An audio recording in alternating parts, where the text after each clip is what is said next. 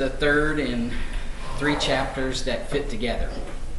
In the job order chapter, we learned the flow of cost through the accounts, the account titles, the elements of cost, about manufacturing overhead, and repeated some of those things last week for process cost systems. If you looked at the syllabus, you know that we are not covering the chapters in sequential order, that we've jumped ahead a few chapters to chapter 25, because chapter 25 fits so well with the 2 that we've just finished. The journal entries are essentially the same. There is a variation. They are essentially the same. The topic is much the same. We're still accounting for the direct materials, the direct labor, and the manufacturing overhead that goes into a product. But we're taking another step into the managerial side of this, deeper into the decision-making part that we want to accumulate information useful to management. It is descriptive of what we call a standard cost system. It is closely akin to budgeting. It's not the same thing as budgeting, but similar to that. The week that we come back from spring break, we take a better look at budgeting and return to chapter 23, I think it is. This is about a standard cost system, about how to develop standards so that we could use them in the process, and how to use standards, more than that, from a managerial perspective so that we could make decisions from it. Let's talk about some of the things that we need to be concerned with. I think we spend far too little time developing the standards themselves, talking about what an important thing it is that we develop these standards. If we're to use them as benchmarks, we need to spend some time in talking about how to derive them instead of accepting those numbers given in the textbook as if the little number lady is going to visit your cubicle and deliver them every day. We need to talk about what we derive from the effort we expend to implement this standard cost system.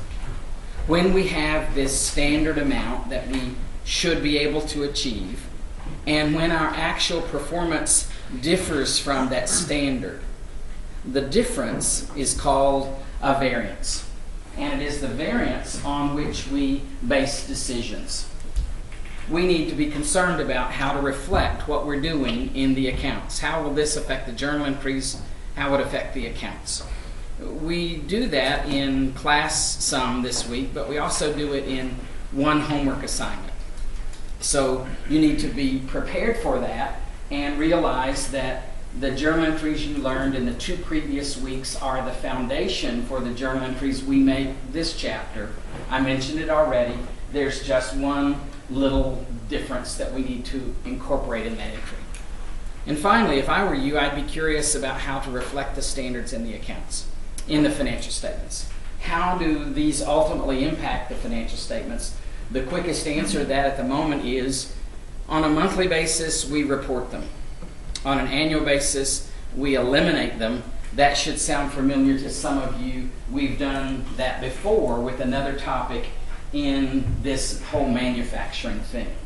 Let's talk a little bit, at least, about standards, especially the way in which we use these. There are other standards in our lives. This shouldn't be an unfamiliar, brand new thing that we're about to do. This may be a little too personal, but I weigh every morning. Did that mean anything to you? Pounds in my life are a standard for me. I keep a watchful eye. The speed limit. Inches. Miles. When I'm on a trip, I calculate the gas mileage. Do you understand the point I'm making right this minute? We weigh a baby when they're born, and we benchmark them throughout their lives. We draw little marks on the facing of a door and date it to see them grow. We have all sorts of measuring devices that we use. This should not be totally foreign to us. There are lots of standards in our lives. How appropriate. Who was here at 8:50? And who came after that? That reminded me. Do you get my drift here? I'm not trying to call you out. I'm trying to say we use things to measure our performance to reach conclusions in a number of ways in our lives.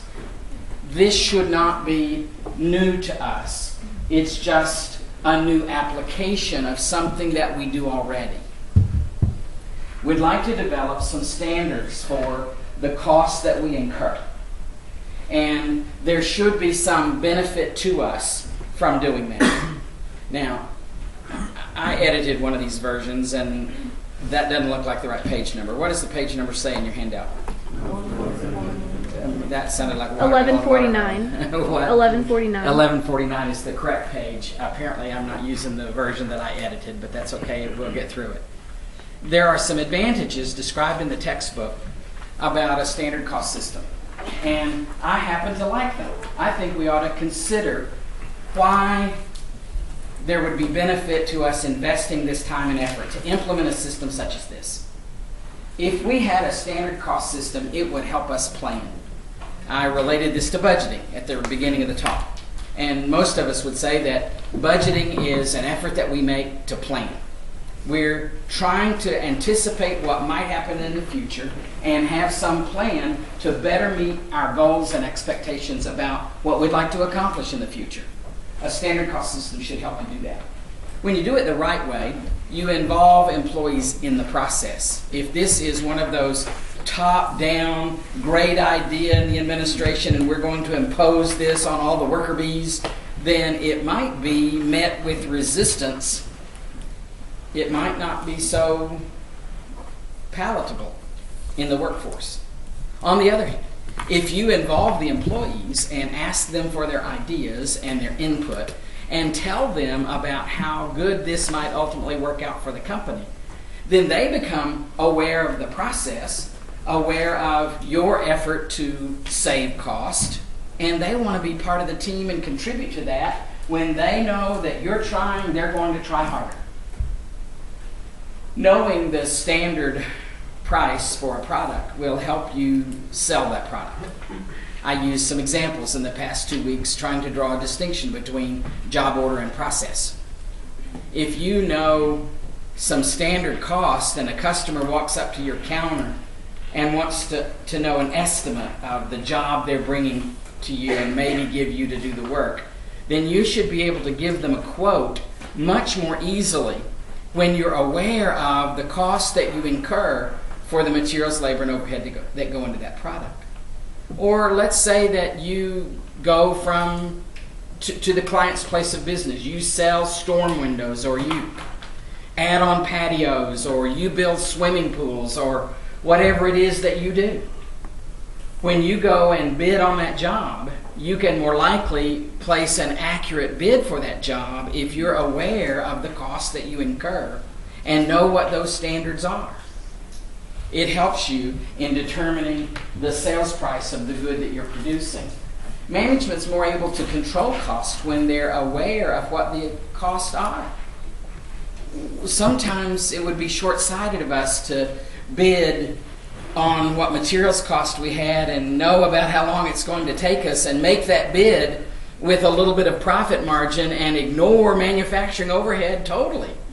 You've got a whole lot of other costs that you've got to incur that you've got to build into this process. You need to be aware of the cost you're incurring.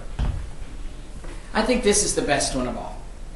Sometimes I wonder what the people in the corner office with the nice view out the window do. I'm talking about management. How do you manage? How do you know what to manage? How do you know what to do? Well, in a standard cost system, you're given some cues, some clues. You're given reports occasionally, weekly, monthly, quarterly that call to your attention differences between what you expected the performance to be and what you actually achieved in your company. These are exceptions to what you thought was going to happen. The standards are what you thought was going to happen. And having someone point out to you monetarily the difference between your actual performance and your expectations gives you a better idea what to manage. The exceptions come to your attention as part of the process that we're entering into. And it simplifies inventory costing and reduces clerical cost. One of the things that we encountered in the last 2 chapters was how to find the cost of the goods that we produced, but also how to put a number value on the goods in ending inventory. Well, that's kind of connected to that. In a standard cost system, we'll be able to find the cost of goods completed. That's the distinguishing feature between this and the 2 previous chapters. But we'll also be able to put a value on goods that are in the ending inventory under a standard cost system. We need to be concerned with variances. If there is one primary driving force this week, the main objective is the determination of the variances themselves. That's the biggest benefit that comes from having a standard cost system. You know that there are 3 elements of cost: direct materials, direct labor, and manufacturing overhead. You know that it takes these elements of cost to produce the product that we're producing. We're going to develop standard costs for each of them. And when we compare our actual performance with the standards that we develop, we will be able to determine 2 variances for each of the elements of cost. There are 2 variances for materials, 2 for labor, and 2 for overhead. We need to know their names, but we need to know how to calculate them. The difference between the price that you paid for the goods that you acquired and the standard price that you thought you should have paid is the price variance. The price variance is partly the reason for the total materials variance. Part of the reason for the total materials variance is because when your employees use those materials in the production process, they use more than we thought they should, or they use less than we thought they should. The difference between the amount we actually used and the amount we thought we should is the quantity variance, that portion that's attributable to a difference in materials. The total materials variance we break down into 2 parts: price and quantity. The labor variances are named the same thing, slightly to my chagrin. There's a pro and a con of that. I prefer to call it the rate variance, the rate of pay we pay them. I don't think of us paying employees a price. That sounds more like buying them than it does using the efforts that they contribute. I prefer the term rate. The parallel between the labor variances and the materials variances is a strong one. When you master the materials variance, you'll find the labor variances to be much easier because they have many common characteristics in the way that they're calculated. The difference between the rate of pay we should have paid employees and the rate of pay they actually earned on the job is the materials price variance. The amount of time that employees invested in the work that they do on the job is the quantity variance. I prefer to call it the time variance. They either spent more time or less time working on the job than they did, than we thought they should have. The total labor variance can be broken up into 2 subparts: price and quantity. When we get past my objection to the names, this may be the last time you ever hear it, and settle in and call them the same name, and you see how similar the calculations are, that contributes to making this close to a piece of cake, something that you can manage and can accomplish when you see the pattern. The total overhead variance is broken into two component parts. Part of the total variance is attributable to variable cost. We call that the controllable variance. Part of this total overhead variance is because of fixed cost. The portion caused by fixed cost is called the volume variance. We are not holding you accountable for these two. The chapter has relegated them to the appendix. If you're curious and want to read about them, and you should be, you may. We're going to be satisfied with knowing the total overhead variance in our homework problems and exercises that we do in class. We will not take the extra step to break those down and talk about them. And there's a good side of that. You're less responsible for that. We can focus on the material that we are holding responsible for. The bad part of that is that what we might have learned there about fixed cost and variable cost and how they behave is really the theme of most of the rest of the semester. It's an important concept, and we'll have to make up later for the time that we didn't invest here to talk about fixed and variable cost. Perhaps the best way for me to get you to see the differences in the variances is for us to work a problem together. I invite you to read it with me.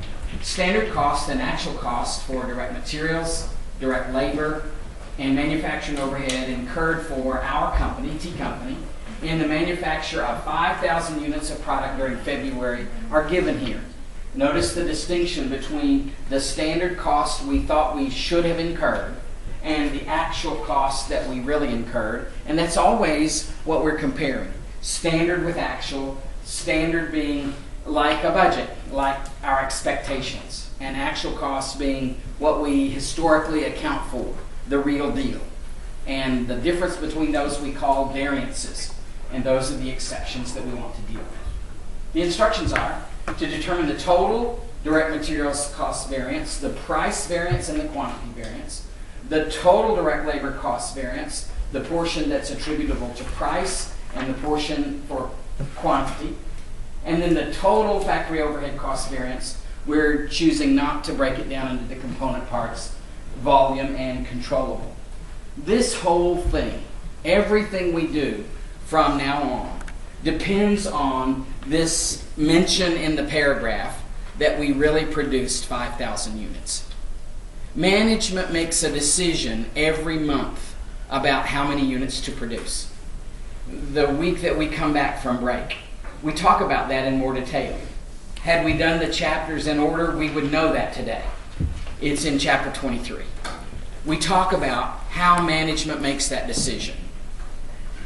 Just because we have the capacity to run the machines at full blast doesn't mean that's the optimum thing that we should do. Based on what we think we could sell, based on what goal we have to have some goods left over, we already have some goods in the beginning inventory. We don't need to produce them all.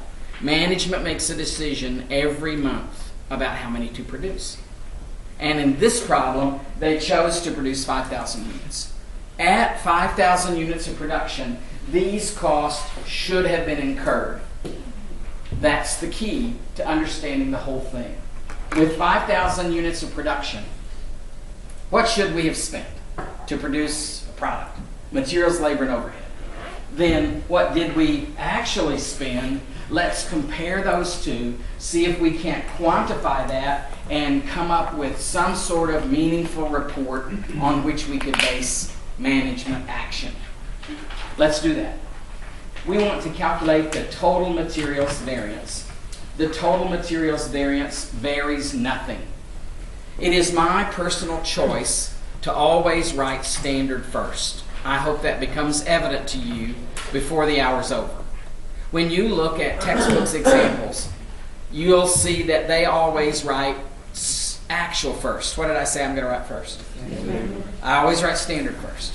The book always writes actual first. Are we going to get different answers? Yes or no? No. We're going to get the same answer. There are just a couple of little nuances that make my way my favorite way. I kind of like theirs for certain things. I see the advantages of theirs. Theirs is better in some regards. There are benefits to both.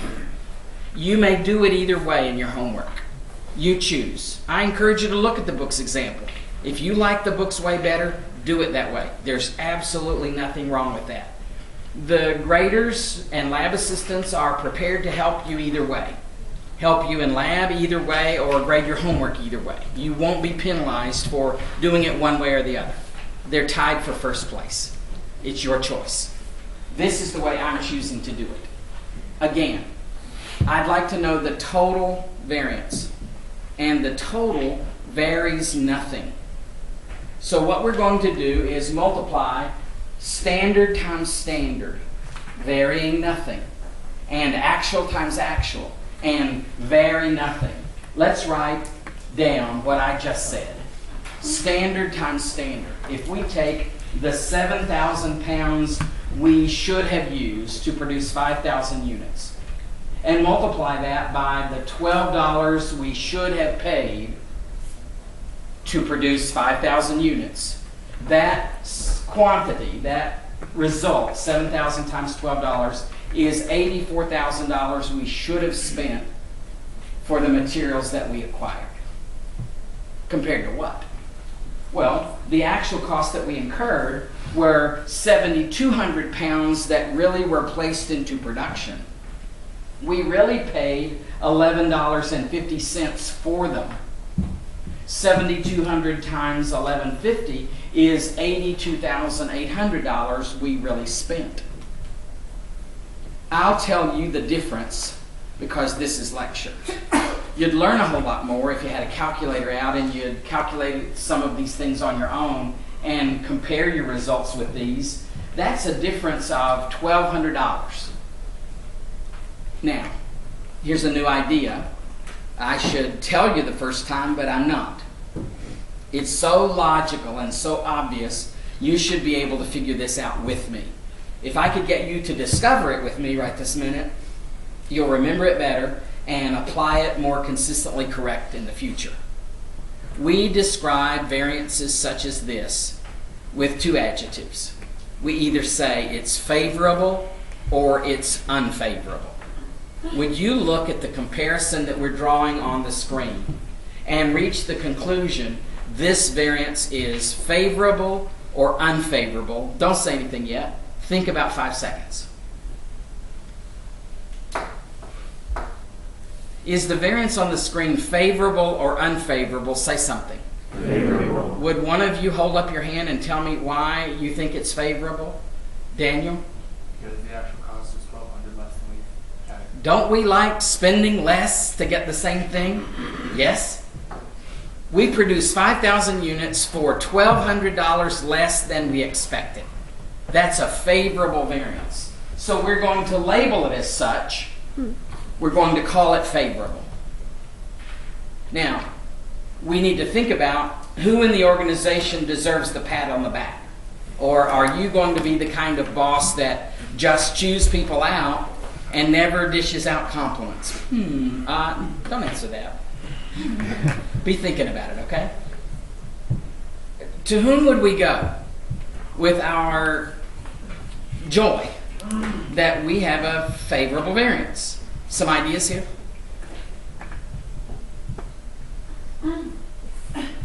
That is correct. We don't know. Usually I get an answer or two. It's a trick question.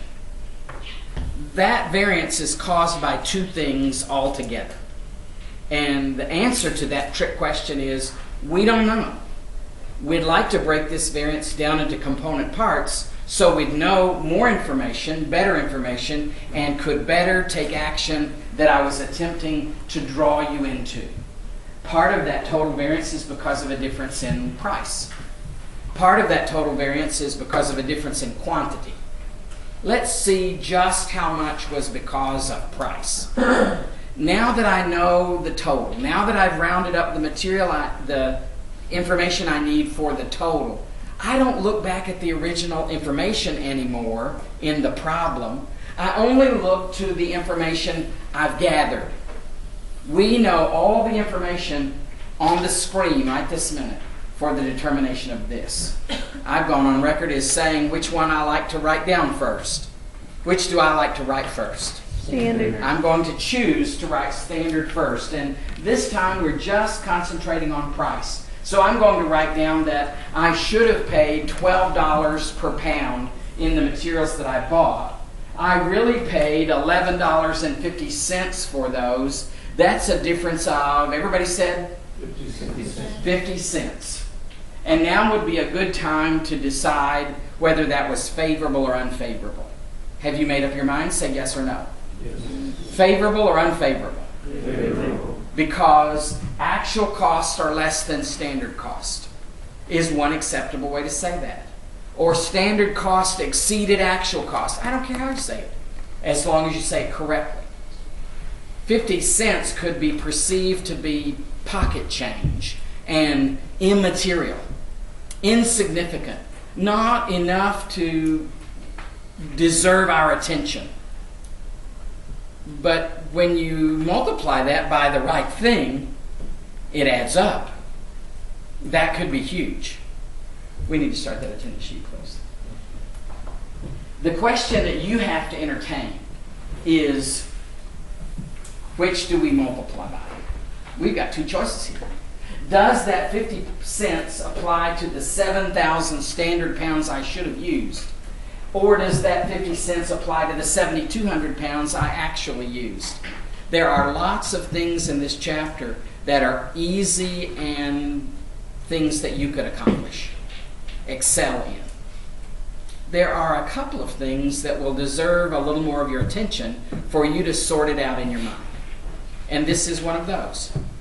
I see the odds here as 50-50. You could get this right by chance. There are good odds. There are only two things you could possibly multiply by. But I'd rather you be purposeful and educated and understand and choose the right one for the right reason. The 50 cents doesn't just apply to the goods that we should have used that came through production.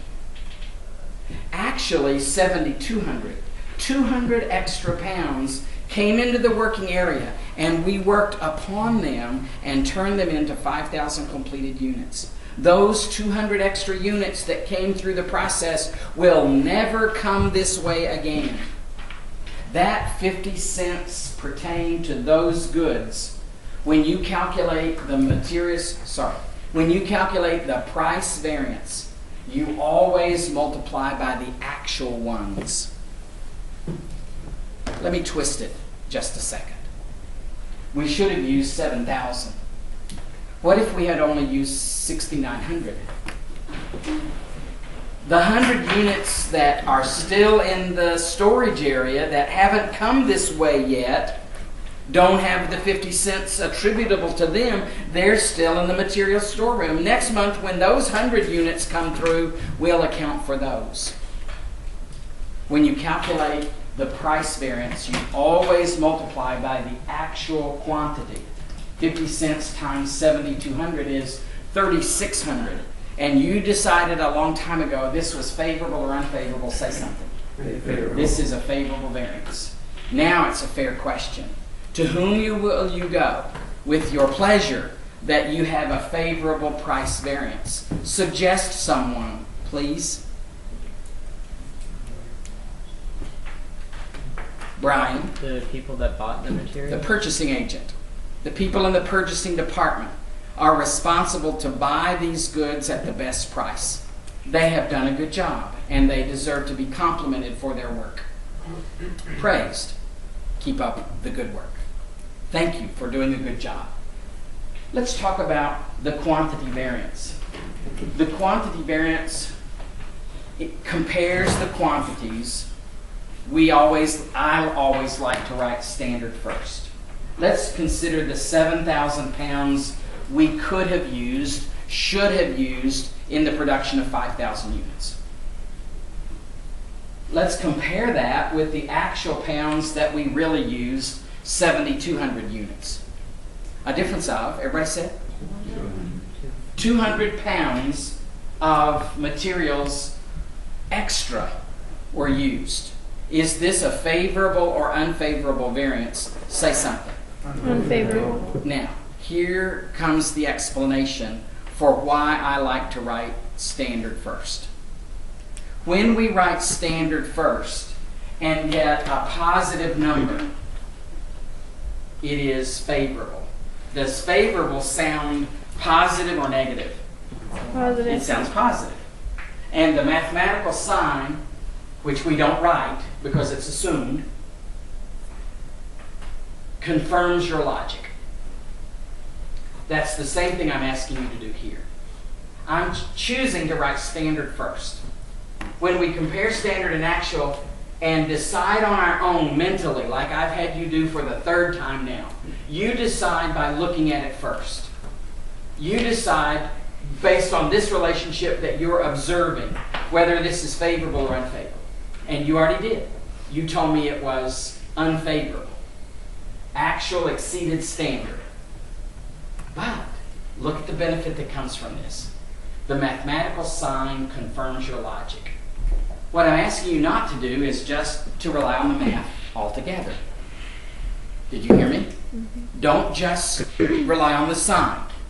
I'm asking you to think first and confirm your answer with the math, not depend on the math.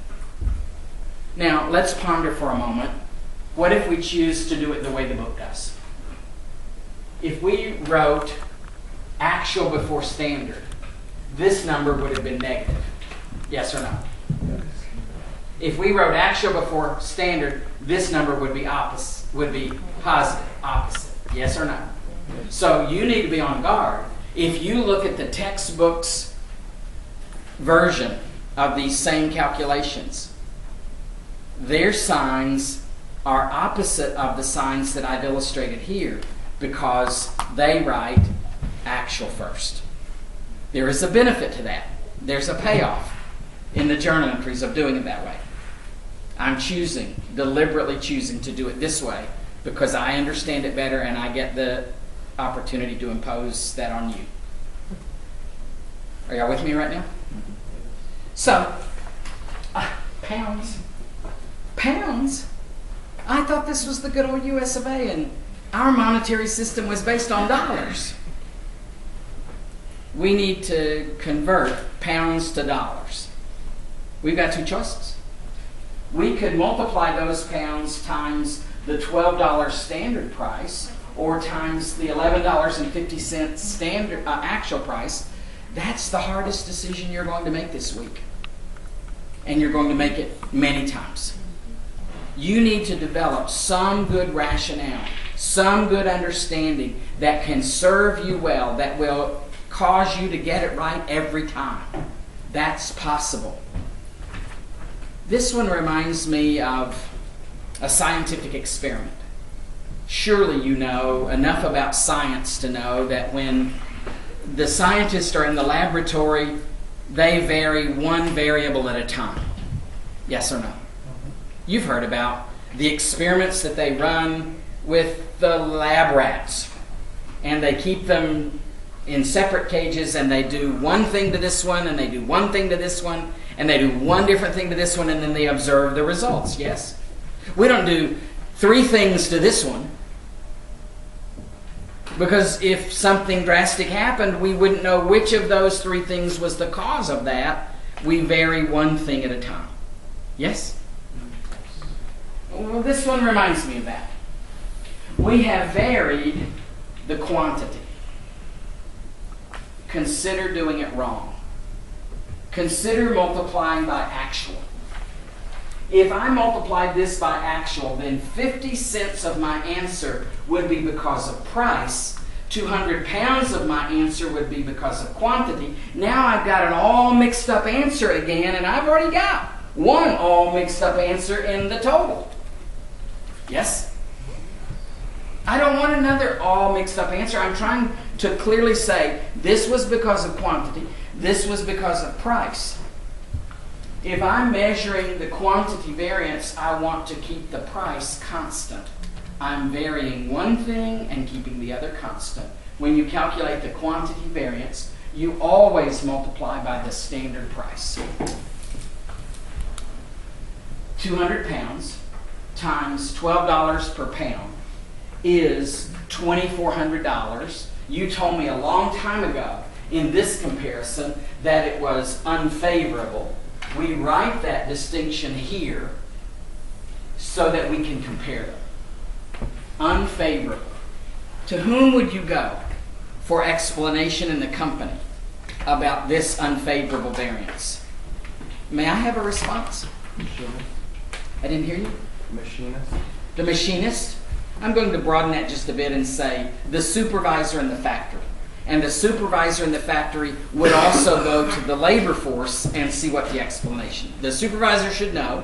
If not, then the supervisor would go and investigate and come back and report, why did this happen in production, in the working area? In manufacturing, it's the supervisor to whom we should go and who would be accountable for this. Now class, we have two variances that we would like to combine.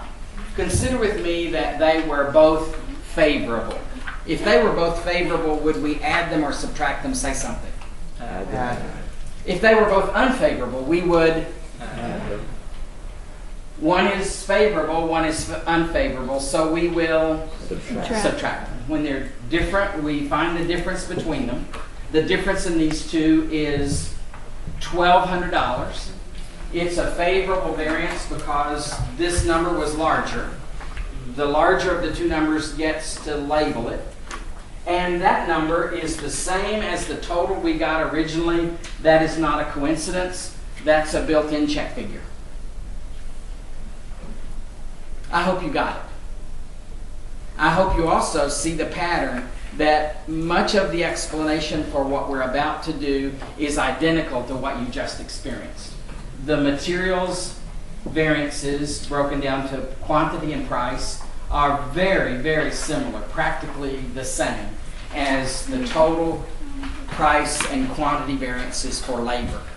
Let's look at the information given in the problem and just concentrate on the line labeled labor. I'm hoping you're looking back at the fact circumstances. You need not write this part down. I'm just referring to where I got the information. I want to know about labor. And the total variance multiplies standard times standard and actual times actual to determine that total. We vary nothing.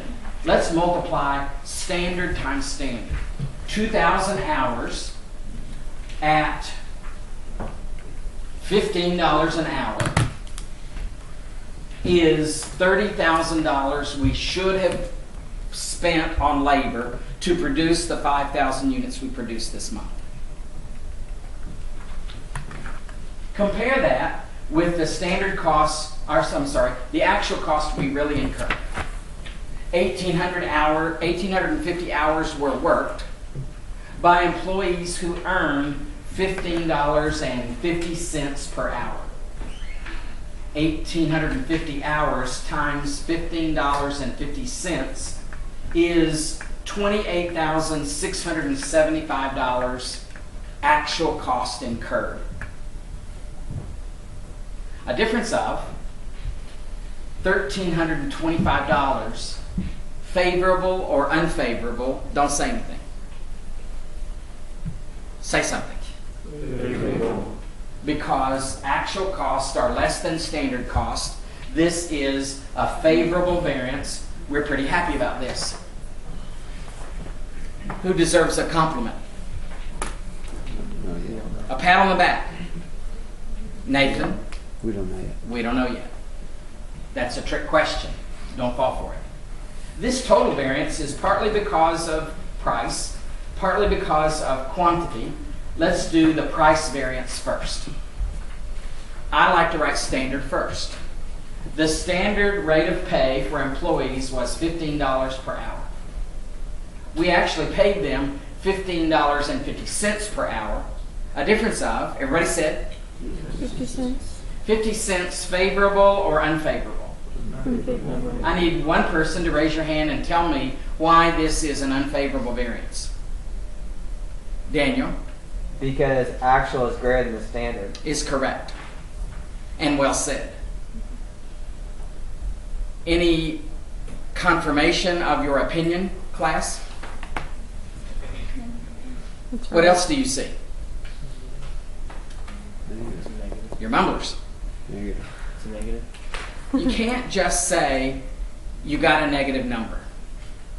What if you did it the book's way? Can you say you got a negative number? Negative using the book's approach and negative using this approach give you two different results. You must say the opening phrase before you say, and we got a negative number. The opening phrase is, we wrote standard first. Did we do it the way the book did it, or did we do it this way? We have to say how we did it so that the sign will make sense. You can't just say you got a negative number. So say to me, we wrote standard first and got a negative number. That's what I'm expecting. Are you with me right now? Yes or no? Yes.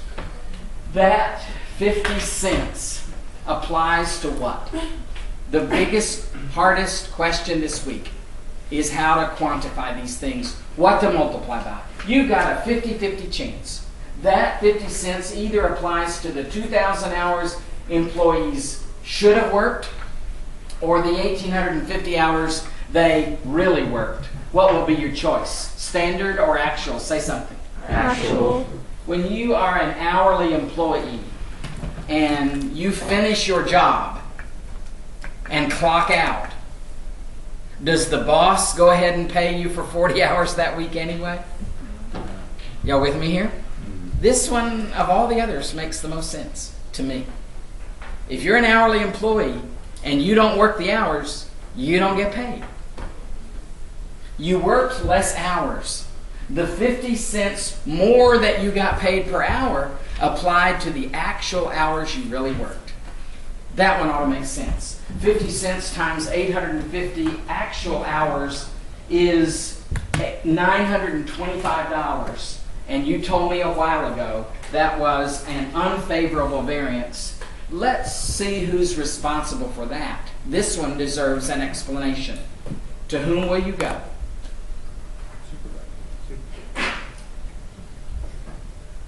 A suggestion, someone? I think this is a human resources function. I think it is the personnel department, the human resources area, that is responsible for setting the rate of pay and hiring employees to meet those expectations. This is typically a human resources area. Let's see how much of this is because of the quantity variance. Let's write standard first. Employees should have worked 2,000 hours. They really worked 850 hours. That's a difference of 150 hours. Is that variance favorable or unfavorable? Say something.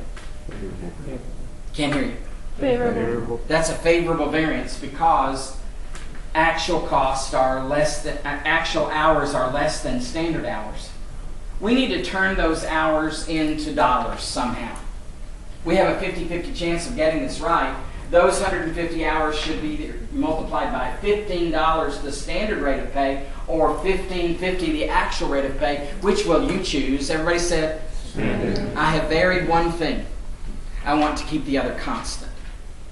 I want to know just because of quantity. Sometimes I understand this one better when I think about doing it wrong. If I multiplied these by $15.50, then 50 cents of my answer would be because of price, the rate of pay. And I've already attempted to measure that in the previous calculation. There's no need to do that again. When you calculate the quantity variance, you always multiply by standard. The 150 hours we saved. We also saved with the standard rate of pay. That result is $2,250. Favorable or unfavorable? You've already said it's a favorable variance by $2,250. And that's a supervisor in the factory thing. That's the attaboy that we ought to be passing out right this minute. Good job. Thank you very much. Keep up the good work. Maybe they do interact some. Maybe it is that we hired more skilled employees and paid them a higher rate of pay, They were better at the job they did, so they used less material, less time in doing it. They were more able to do it faster. Who knows? You can read all sorts of other things into it. If both of these had been unfavorable, we would add or subtract. If both of these had been favorable, we would have added. One's favorable, one's unfavorable. When they're different, you find the difference in them, and whichever is larger gets to label it. So this total variance is favorable or unfavorable. Say something. Favorable. The favorable one, we're going to label this favorable, and that number happens to be the same number that we got when we did the total, and that is not by chance. That was all part of the plan. That we came up with a Chap figure, and then we did something with it. Now, we're skipping the volume variances labeled controllable and volume. That doesn't mean that you don't need to calculate the total variance. Think about what we did with manufacturing overhead in the 2 previous chapters. We debit manufacturing overhead with actual and credit with applied. Yes? We've been making this comparison in 2 previous chapters. But in this case, we see that the comparison we make is between standard and actual. Well, isn't the predetermined overhead rate a standard? It's the same thing we've been doing. Actually, that's the whole idea on which this technique is based. What we did in the previous 2 chapters for manufacturing overhead used an estimate for one of the elements of cost. Now we're using a standard cost system that extends that idea to the 2 other elements of cost. It's kind of like, if this was such a good deal, then let's do it for the other 2 elements of cost as well. Now, where should you go from this? Other than the obvious doing your homework, I have a strong recommendation to make to you. Before I knew how to video and get videos available to you, I did an out-of-class lesson that I'm attempting to share with you. There are 2 additional sheets of paper in your booklet, your handout today, on purpose. They are resources for taking notes in an out-of-class lesson on standard cost in the accounts. It is a PowerPoint thing that has words, no narration. I wrote what I would have said in class on the slides so that you could read it and do it. Your second homework problem this week asks you to make journal entries. You may use the book, you may figure them out on their own, or you may take advantage of this resource I've attempted to provide you. Clicking through that with this in hand makes journal entries from the numbers we experienced today in class. Take these numbers and make journal entries from them. I'll lead you through it. If you would like to participate, it's available to you on the class website. Have a nice day. If I don't see you again, have a great spring break.